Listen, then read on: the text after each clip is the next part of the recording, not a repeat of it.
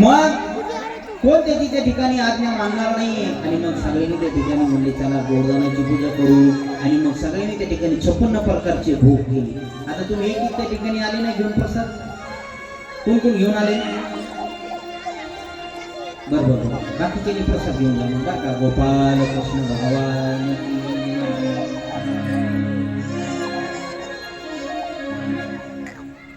Hello ऐका या ठिकाणी असं काय 56 प्रकारचा अशा प्रकारचा भोग या ठिकाणी गोवर्धन पर्वतासाठी असं काय पूजा करण्यासाठी या ठिकाणी आपले श्री आदरणीय बाप्पाचे पूज्य आपले असलेले भगवान शेठ साकला श्री बालाजी प्रणाम स्वीट हाऊस शिवरामपल्ली या भक्तांनी आलेले तर त्यांचा आदर सत्कार या ठिकाणी नरसिंहराव बिरादर मुधोळ या भक्तांनी करत आहेत. सर्वांनी एक बार त्यांच्याबद्दल सर्वांनी जोरदार काही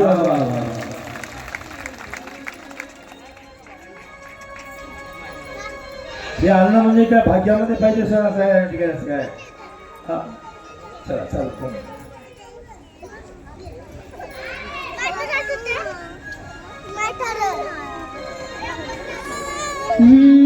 नारायण नारायण नारायण नारायण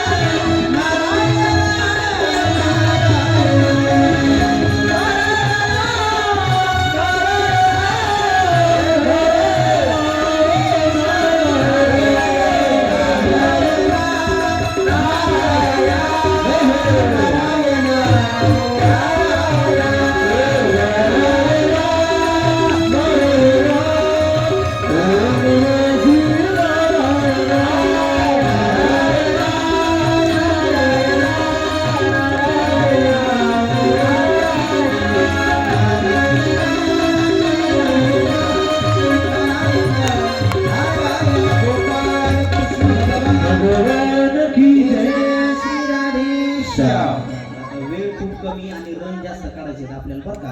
आणि मग अशा पद्धतीने 56 प्रकारचे भोग केले आणि मग त्या ठिकाणी गोवर्धन भगवंता समोर नेले आणि गोवर्धन भगवंताची भगवान श्रीकृष्णाने साक्षात त्या ठिकाणी पूजा केली आहे. आणि मग दरवर्षी नियमाने इंद्राची पूजा करते. इंद्राला राग आला, दरवर्षी गोकुळ निवासी आपली पूजा करते, आता आपली पूजा केली नाहीये म्हणून इंद्राला त्या ठिकाणी राग आला आणि त्या ठिकाणी त्या मेघांना आज्ञा दिली जा धो धो धो धो असा पाऊस पडा त्या गोकुळावर, एकही राहिलं नाही पाहिजे, सगळं गोकुळ वाहून गेलं पाहिजे असं त्या ठिकाणी धो धो त्या ठिकाणी हत्तीच्या सुमारीसारखा पाऊस त्या ठिकाणी पडायला लागला. सगळीकडे हवा सुटलेली आहे, पाणी करी संकट पडले भारी हरी कैवारी आले विघ्न निवारी. धावाता देव म्हणले ज्याची आपण पूजा केली तोच आपलं रक्षण करेल. आणि मग सगळे त्या ठिकाणी गोवर्धन पर्वताकडे गेले आणि माझ्या भगवान श्रीकृष्णाने त्या ठिकाणी गोवर्धन पर्वताला उचललं. कशावर? नुसत्या कळंकवर. गोपाल कृष्ण भगवान की.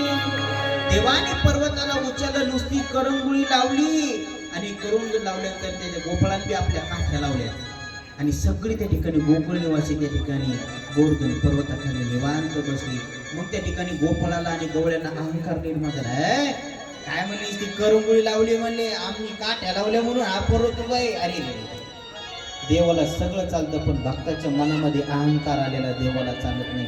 देवाने हळूहळू नुसती करंगुळी ढिली केली, अशी ढिली केली की त्यांच्या सगळ्या कडकड सगळ्या काठ्या मोडायला देवा धाव आणि परत देवाने करून गोड गवळण नाही, काय हिंदी गवळण नाही कोणती नेहमी म्हणतो मी, आठवते तुम्हाला. आता मी यांच्या प्रेमामध्ये ती गवळण पण विसरून गेलो. गोपाल कृष्ण भगवान की. मीराबाईची गवळण आहे बघा. गोवर्धन गोवर्धन गिरिधारी रे गोवर्धन गिरिधारी. भगवंताला गोवर्धन गिरिधारी नाव त्या ठिकाणी पडलं आणि मग देवाने ते पर्वत उचलल्यानंतर मग इंद्राला वाटलं आता सगळं अस्ताव्यस्त झालं असं, आता आपल्याला गोवर्धनाची पूजा करायची बरं का. आणलं सगळ्यांनी पूजेचं साहित्य, आणलं म्हणले झालं असेल, बघितलं तर काहीच नाही जसं तसं. मग इंद्राला पश्चाताप झाला, ते कृष्ण म्हणजे गवळ्याचं पोरग नाहीये, साक्षात अखिल कोट ब्रह्मांड नायक सर्व सर्वेश्वर भगवान परमात्मा आहे.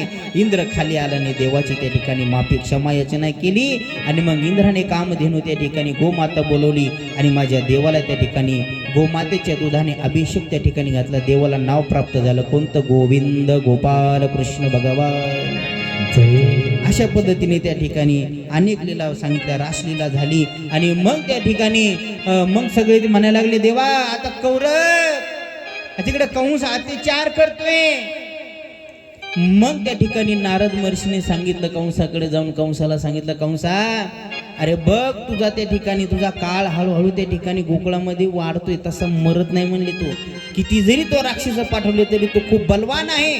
एक काम कर म्हणले, तुझी यात्रा असते ना मथुरेमध्ये, तू मथुरेला त्या ठिकाणी बोलवून घे. आणि मग त्या ठिकाणी कंस मामाने त्या ठिकाणी कोणाला आमंत्रित केलं? कोणाला आमंत्रित केलं? अक्रूरजी महाराजांना सांगितलं तुम्ही त्या जा आणि कृष्ण आणि बलरामाला घेऊन या. आणि इकडं नारद महर्षी नारायण नारायण भजन करत त्या ठिकाणी इकडं गोकुळामध्ये आले. म्हणले देवा बस झालं, दही दूध तूप लोणी खाल्लं म्हणले, बस झालं ना, असा आवाजत आले, आता बस करा म्हणले. आणि मग त्या ठिकाणी म्हणले आता त्याचाही तुम्ही कंसाचा वध करा, खूप त्या ठिकाणी वेळ होत चाललेला आहे. आणि मग त्या ठिकाणी भगवान श्रीकृष्णाला नेण्यासाठी कोण आलं? अक्रूरजी. अक्रूरजी मनात धन्यता मानतात, वा म्हणे आता मला देवाचं दर्शन होणार आहे, देवाची मला त्या ठिकाणी भेट होणार आहे. आणि अक्रूरजी आनंदाने त्या ठिकाणी रथ त्या ठिकाणी घेऊन गोकुळामध्ये आले. गोकुळामध्ये आल्यानंतर त्या ठिकाणी नंदबाबाने त्या ठिकाणी अक्रूरजींचं स्वागत केलं, सत्कार केला. आणि अक्रूराचा रथ त्या ठिकाणी गवळणीने गोकुळाने बघितला, म्हणजे एवढा सोन्याने जडजडीत रथ असणारा नेमका कशाला आपल्या गोकुळामध्ये आलाय. मग आल्यानंतर मग मात्र नंद बाबाला त्या ठिकाणी म्हणले कृष्णाला न्यायचं. म्हणले कशाला न्यायचे? म्हणले कंस मामाने बोलवलंय, तिथं मोठी यात्रा आहे, ते यात्रेच्या संमेलनामध्ये सामील होण्यासाठी देवाला घेऊन जायचंय. असं यशोदा मैयाला कळल्यानंतर यशोदा माता रडायला लागली. कारण का? यशोदा मैयाच्या डोळ्यातून पाणी यायला लागलं. आता माझा लाला तिकडं मथुरेला जाणार आहे, माझा कृष्ण मला सोडून जाणार आहे, परत येईल का नाही याची मला गॅरंटी नाहीये. रात्री त्या ठिकाणी गेले होते मायबाप अक्रूरजी. यशोदा मैया रात्रभर झोपले नाहीये, देवाला आपल्या मांडीवरती घेतले आणि मग म्हणायला लागले कृष्णा आता मला तू सोडून जाणार आहे ना? त्यावेळेस भगवंत म्हणले मैये मी तुला सोडून जाणार नाही, मी लगेच वापस येणार नाही. तू वापस येणार नाही, आता तू गेला ना परत वापस येणार नाहीये. मग एक एक लीला त्या ठिकाणी यशोदा मैया देवाची आठवते आणि रडायला लागली. मैया यशोदा रडायला लागली. त्या दिवशी माझ्या यशोदा मैयाने देवाला जे आवडीचं भोजन ते भोजन करून दिले, भगवंताला जीव घातले. यशोदा मैया रडली नाही, रडायला लागली, जेवली नाही, रडायला लागली सारखी. मग भगवंत म्हणतात हे मैया रडू नको ग, मी भेटण्यासाठी तुला जरुरी येईल. मैया म्हणते जाऊ नको ना लाला, मला सोडून जाऊ नको, आई मला गेलंच पाहिजे, मी यात्रेसाठी झालो परत वापस येईल, मला माहिती होतं त्या ठिकाणी. सकाळची वेळ झाली मैया आणि देव त्या ठिकाणी आता निघाले. अक्रूराचा रथ समोर आहे, देव रथामध्ये बसताय आणि सगळ्या गवळणी त्या ठिकाणी नंदबाबाच्या वाऱ्याला घेरा घातलाय. आणि यशोदा मैयाला म्हणायला लागल्या यशोदे, सगळ्या गवळणी मिळाल्या बघा, या नंदाचे अंगणी मिळाल्या गौडणी, या नंदाचे अंगणी मिळाल्या गौडणी, या नंदाच्या अंगणी.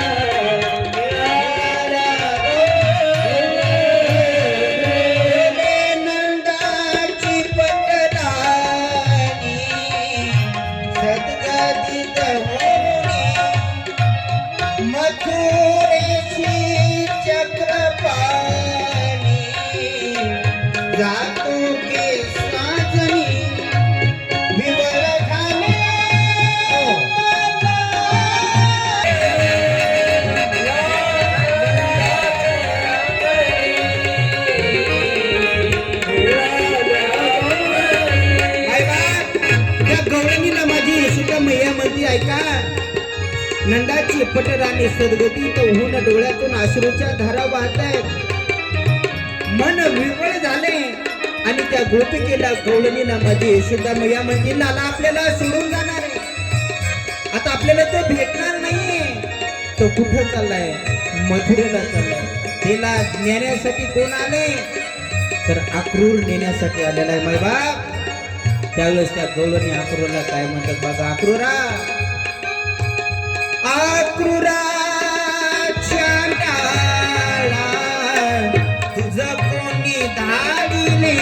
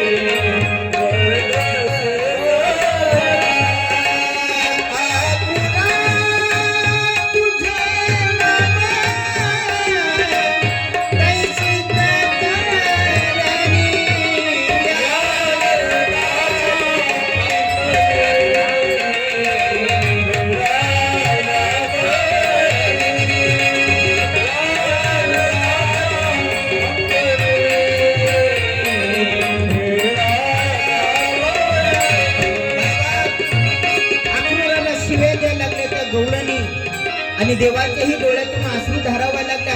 देव अक्रूराला म्हणाले, अक्रूरा आता तुम्ही काय करा, रथ पुढे घ्या. ह्या गवळणी रथ जाऊ देणार नाही. माय बाप रथापद आडव्या पडल्या. देवाने विनंती केली आहे, मी परत वापस येईल, तरी ऐकत नाही. देवा तू एकदा गेल्यानंतर परत वापस येणार नाहीये. देवाने त्याचं ऐकलं नाही. मग माय बाप रथी चढले वनमाळी, आकांत गोकुळी,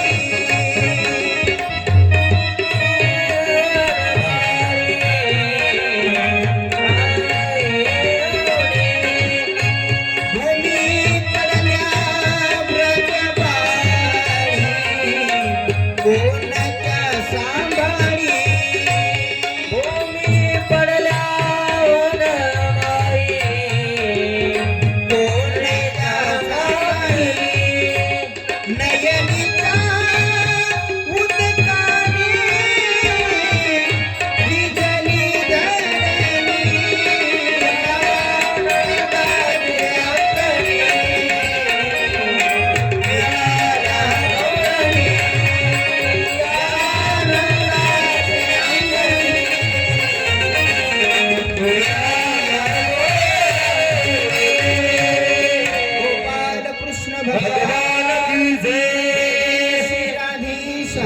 अशा पद्धतीने मायबाप त्या ठिकाणी रथ निघून गेला.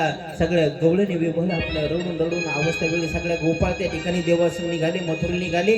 तिथे गेल्यानंतर त्या ठिकाणी ठरलं होतं आता की माझा काळ येत आहे, त्याला मारायचं, भगवंताला मारण्यासाठी सगळे षडयंत्र रचलं. आणि मग आता जास्त वेळ घेत नाही, पुढे पुढे जातो बघा.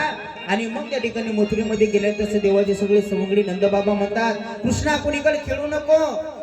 अक्रूराला सांगितलं तुम्ही मला अक्रूर देवा इथं सोडा, मी त्या ठिकाणी सगळी त्या ठिकाणी माझ्या मामाचं गाव बघतो, मामाचं गाव कसं आहे ते मला सगळं डोळे भरून पाहिजे. त्यावेळेस त्यांना काही खोड्या करू नका.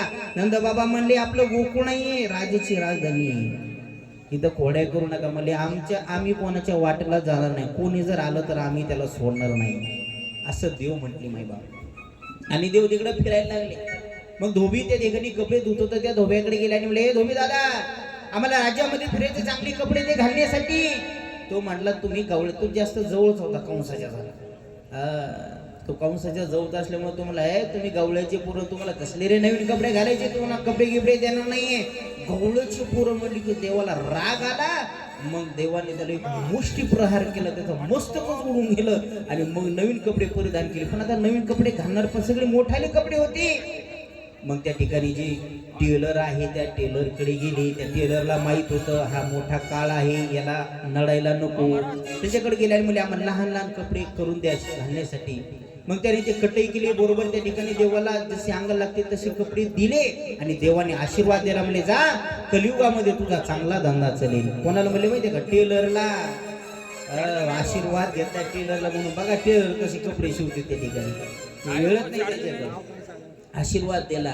मग आणि त्या ठिकाणी फिरत फिरत त्या ठिकाणी कुब्जा माता भेटली. कुब्जा मातेत हे त्या ठिकाणी देवाने तिलाही सौंदर्य त्या ठिकाणी प्राप्त करून दिले. आणि मग त्या ठिकाणी एक जुना त्या ठिकाणी धनुष्य बाण होते. ते धनुष्य बाणामध्ये एवढी ताकद होती की तो कोणालाच उचलला जात नव्हता. आणि देव तिथे गेले. आणि तिथे गेल्यानंतर मग आता पुढे पुढे जायचंय. तिथं गेल्यानंतर मग सगळे त्या ठिकाणी सैन्य तिथे उभं होतं, कोणी हात लावायचं नाही. भगवान श्रीकृष्ण बलराम दादा तिथे गेले. भगवान श्रीकृष्ण एक हातातच उचलला आणि तो मोडला. आणि सगळं सैन्य त्या ठिकाणी तिथं मारून टाकलं. मग मात्र कंस घाबरायला लागला. मग त्या ठिकाणी आराखडा भगवान श्रीकृष्णाला मारण्यासाठी आराखडा त्या ठिकाणी तयार केला होता. आणि मग फिरत फिरत त्या ठिकाणी भगवान श्रीकृष्ण त्या ठिकाणी त्या आराखड्यामध्ये आले. बघा देवाला मारण्यासाठी कुल्या पिला असणारा हत्ती, तो हत्ती त्या ठिकाणी रात्रभर त्याला मदिरा पाजून पाजून असा सोपान महाराज दारू पाजून मदिरा पाजून सुंद केलं होतं त्याला. जसा भगवान श्रीकृष्ण येथील देवाच्या अंगावरती सोडायचा आणि देवाला तो मारेल असं त्याला तयार केलं होतं. नशेमध्ये त्या ठिकाणी फुल गेला होता. मग तो हाती त्या ठिकाणी देवाच्या अंगावर धावून आला. देवाने बलरामाने त्याला धरलं, गरगर गरगर त्या ठिकाणी फिरवलं आणि त्याला तसं आकाशामध्ये फेकून दिलं. आणि त्याचे दोन्ही दात घेतले देवाने त्या ठिकाणी खांद्यावरती घेतले. आणि मग मुष्टिक आला. मुष्टिकासोबत देवाचं मल्लयुद्ध चालू झालं. मुष्टिक मारला गोपाळ कृष्ण भगवान. अशा पद्धतीने त्या ठिकाणी देव आराखड्या मध्ये उतरले. आल्यानंतर आता ते गडबडी सांगल्यामुळे काही चिंतन पण विसरून जाईल. त्याच्यामध्ये देव कसा दिसला, प्रत्येकाला कसा देव, जे शत्रू होते त्याला त्या ठिकाणी काळ दिसला. आणि जे देवावरती प्रेम करायचे त्यांना प्रियकर दिसला. जे भक्त होते त्यांना ईश्वर दिसला. जे दुश्मन होते त्यांना काळ दिसला. आणि मग त्या दोघांनाही त्या ठिकाणी मारलं. आता मात्र कंस मामा थरथर कापायला लागले. कंस मामाला वाटलं आता आपला काळ आपल्या जवळ येते. भगवान श्रीकृष्ण कंस मामा त्या ठिकाणी भगवान श्रीकृष्णावर त्या ठिकाणी चालून येणार. त्यावेळेस भगवान श्रीकृष्ण त्या ठिकाणी सिंहासनावरती गेले आणि आपल्या मामाला धरलं आणि ओढीत आणलं खाली. खाली ओढीत आणलं. देव त्यांच्या ठिकाणी छातीवरती बसले. देवाने मुष्टी धरली अशी वरती केली आणि देवाने त्यांच्या छातीवर मुष्टी प्रहार केला. गोपाल कृष्ण वध त्या ठिकाणी झालाय. आणि मग भगवान श्रीकृष्ण त्या ठिकाणी आता आपल्या आई वडिलांना भेटण्यासाठी गेले. कुठे गेले?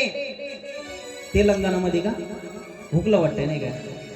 कुठे गेले? मग कारागृहामध्ये गेले. खूप चिंतेने विषय आहे बापरे, उरकतच नाही, वेळ कमी.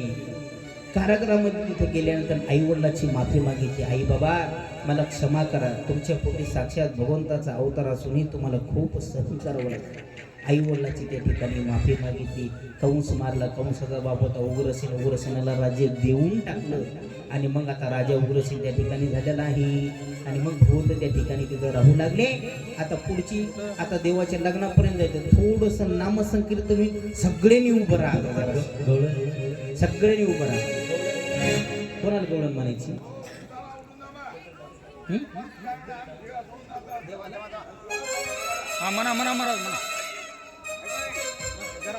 थोडस उभं राहा. थोडस मस्त नाम सांगितलं मी. नाही बस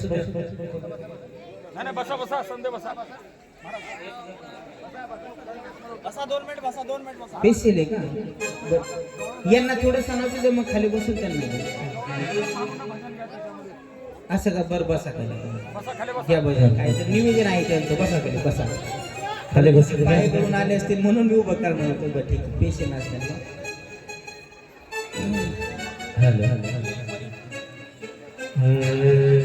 कसं बसा खाली बसा.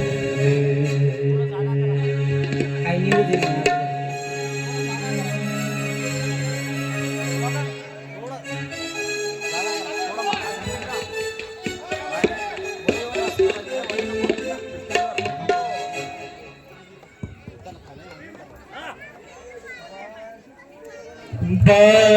बाजाराला विघ्न निघाली, बाजाराला विघ्न निघाली, कशी दुखताक आणलेली गबाई ग, दही दुखताक आणलेली गबाई ग, दुधात नाही पाणी गबाई ग, दुधात नाही पाणी गबाई ग, दुधात नाही पाणी बाजाराला विघ्न निघाली, बाजाराला विघ्न निघाली, दही दुखताक आणलेली गबाई ग, दही दुखताक आणलेली गबाई ग, दुधात नाही पाणी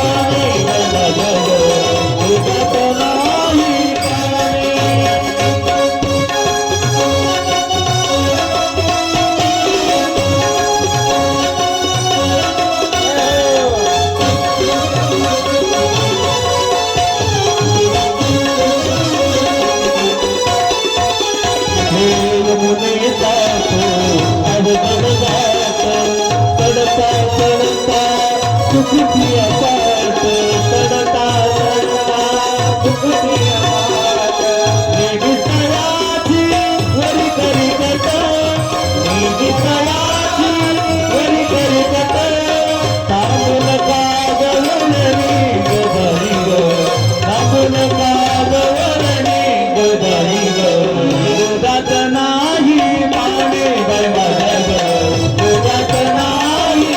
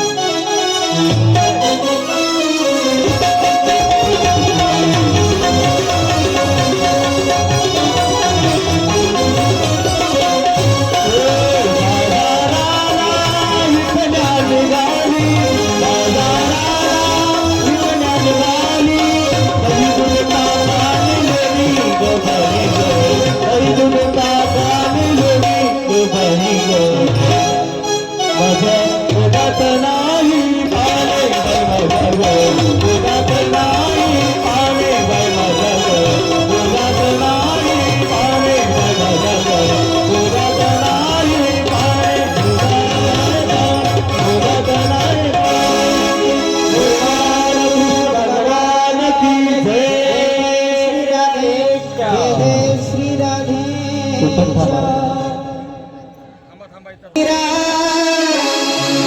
जय राम श्री राम जय राम जय जय राम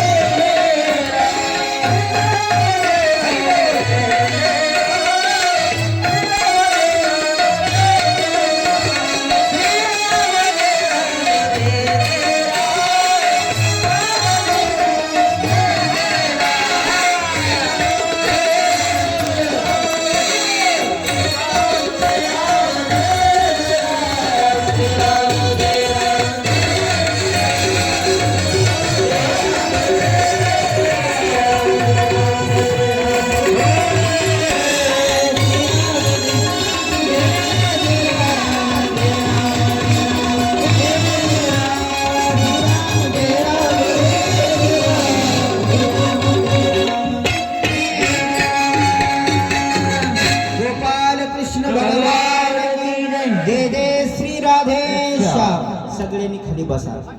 आज तुम्ही माझ्या ताब्यात उत्सुक झालं म्हटलं मी बी उडी टाकतो पलीकडे लगेच. भगवान श्रीकृष्णांनी त्या ठिकाणी मग विद्याकरण करण्यासाठी पण ऋषीकडे गेले. 14 विद्या 64 टेकला 14 दिवसामध्ये प्राप्त करून गेल्या. गोपाल कृष्ण भगवान भगवंता त्या ठिकाणी ओढे होऊ लागले. भगवंताच्या लग्नाची चिंता पडली आणि मग त्या ठिकाणी कौंडण्यपुरामध्ये त्या ठिकाणी माझी रुक्मिणी माता वाढत होते. भीष्मक नावाचा राजा होता. चला नवरीचे मामा नवरदेवचे मामा आहेत ना सगळे जागेवर आंतरपार धरणारे आहेत ना. बर बर बर चौरंग वगैरे सगळे लावून घ्या सगळे व्यवस्थित. आता ब्राह्मण देवता सगळे आहेत ना. मंगलाष्टक म्हणण्यासाठी सगळ्यांनी सज्ज राहा. 2 मिनिटात देवाचं लग्न चालू करतो आता. आणि मग त्या ठिकाणी रुक्मिणी माता देवाचे त्या ठिकाणी गुणगान नारद महर्षीच्या मुखामधून ऐकते. देवाचं गुणगान ऐकत ऐकत त्या ठिकाणी असं आहे, रूप नाही, गुलवा नाही, सोनं नाही. आणि आतापर्यंत अनेक राक्षसामध्ये देवाची स्तुती ऐकल्यामुळे जास्त प्रेम रुक्मिणी मातेचं जडलं. परंतु रुक्मिणी मातेचा जो बंधू आहे रुक्मिणी, त्याने ठरवलं आपल्या बहिणीचे विवाह त्या ठिकाणी शिशुपालासोबत करायचा आहे. पण रुक्मिणी माता म्हणते मी त्या शिशुपालासोबत लग्न करणार नाही. रुक्मिणी मालक असल्यामुळे त्या ठिकाणी ऐकावं लागत होतं. पण त्या ठिकाणी सुदेव नावाचा ब्राह्मण, आता रुक्मिणी स्वयंवराचं पुस्तक हे ग्रंथ आहे बघा. आता खूप चिंतनाचा विषय, पण आता वेळ कमी आहे, घेतो पुढे लगेच का. बर बर बर बर हा, फुलं फुलं अक्षदा वाट सगळ्यांना. हा, सामान आणलेलं कुठं मागं ठेवलं का मंदिराच्या, का दुकानातच आणखी. बर बर बर ठीक आहे. आणि मग त्या ठिकाणी मायबाप रुक्मिणीने मनोमन भगवंताचं वर्णन केलं. सुदेव ब्राह्मणाला पत्र लिहून दिले. ते पत्र त्या ठिकाणी देवापर्यंत केलं. देवाला त्या ठिकाणी रुक्मिणी मातेने पत्रामध्ये लिहिलं, देवा मी लग्न करत तर तुमच्यासोबत कारण माझ्या भावाने शिशुपाला सोबत विवाह ठरवलेला आहे, मी लग्न करणार नाहीये. आणि मग त्या ठिकाणी आता लग्नाची वेळ आमची, माझ्या भावाने शिशुपाला सोबत लग्न ठरलं. फक्त 3 दिवसावर लग्न आले. शिशुपाला सहित सगळे त्या ठिकाणी आले होते. तेव्हा तुम्ही तुमच्या संग पळून येते, म्हणजे पळून येण्याची प्रथा आणखी काय पहिल्यापासूनच आहे. आणि मग त्या ठिकाणी मायबाप रुक्मिणी माता त्या ठिकाणी देवाची वाट पाहते. देवाने त्या ठिकाणी सुदेव ब्राह्मणाला घेऊन रात त्या ठिकाणी रथ पुढे नेला, कौंडण्यपुराला नेला. आणि सकाळची वेळ ती मग त्या ठिकाणी दाशासोबत माझी रुक्मिणी माता पार्वतीच्या मातेच्या मंदिरामध्ये गेली. पार्वती मातेचं दर्शन घेतले आणि मनोमन देवाचा धावा करते. पार्वती मातेला विनंती केली, पार्वती माते माझ्या जीवनामध्ये मला भगवान श्रीकृष्णाचं पती प्राप्त असा आशीर्वाद द्या. लगेच वरून त्या ठिकाणी हातामध्ये फूल पडलं आणि तिलाही समाधान वाटलं. आणि मग मंदिराच्या बाहेर येते तर माझा भगवान परमात्मा श्याम सुंदर रथ घेऊन उभा आहे. रुक्मिणीकडे बघितलं, खुणवलं रुक्मिणी, अगं बस. अरे बघता काय, बसली रुक्मिणी. आणि रथ त्या ठिकाणी देवाने पळवला आणि रथ त्या ठिकाणी आला मथुरेमध्ये. गोपाल कृष्ण भगवान की जय. आणि मग खूप घनघोर युद्ध त्या ठिकाणी झालं, सांगण्यासाठी वेळ नाही. पण पळून आणलेली आहे ना, मग लग्न तसं नको, मला थाटामाटामध्ये लग्न झालं पाहिजे. आणि मग देवाचा विवाह त्या ठिकाणी सुरू झाला मैवा. आणि देवाचं स्वागत त्या ठिकाणी करायला लागले. कृष्णा हा स्वागतम कृष्णा हा सुस्वागतम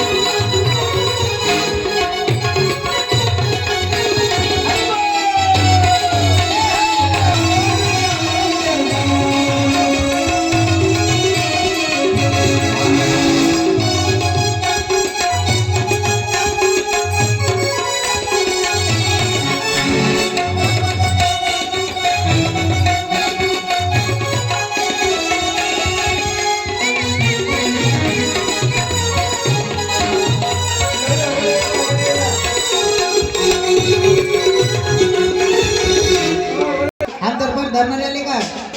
हा या समोर या समोर या. सगळ्यांना अक्षिता पोहोचल्या का? अक्षिता पोहोचल्या का सगळ्यांना?